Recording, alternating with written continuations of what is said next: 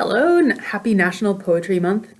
I'm going to read for you a poem by J.R.R. Tolkien called Errantry, and it's from his collection of poems and other little whimsical short works called The Adventures of Tom Bombadil. And it's a very whimsical little piece and really fun if you say it really fast.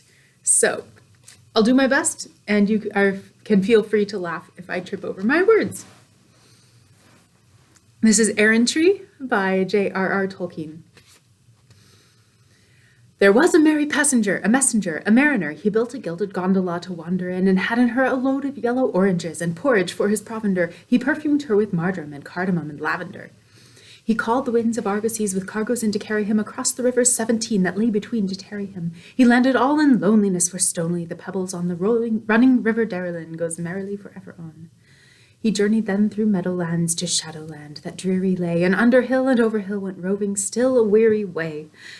He sat and sang a melody, his errantry a-tarrying, and begged a pretty butterfly that fluttered by to marry him. She scorned him and she scoffed at him, she laughed at him unpitying, so long he studied wizardry and sigildry and smithying. He wove a tissue airy thin to snare her in. To follow her he made him beat a leather wing and feather wing of swallow hair. He caught her in bewilderment with filament of spider thread. He made her soft pavilions of lilies and a bridal bed of flowers and of thistledown to nestle down and rest her in, and silken webs of filmy white and silver light he dressed her in.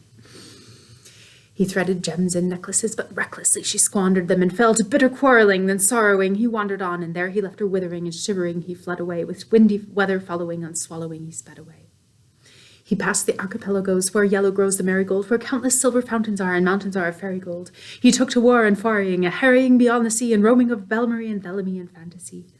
He made a shield and morion of coral and of ivory, a sword he made of emerald, and terrible his rivalry with elfin knights of Aerie and Fairy, with paladins that golden hair and shining-eyed came riding by and challenged him.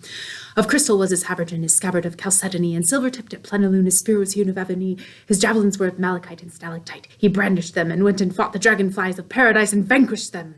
He battled with the Dumbledores and Hummerhorns and honeybees, and won the golden honeycomb, and running home on sunny seas, and ship of leaves and gossamer with blossom for a canopy, he sat and sang, and furbished up, and burnished up his panoply.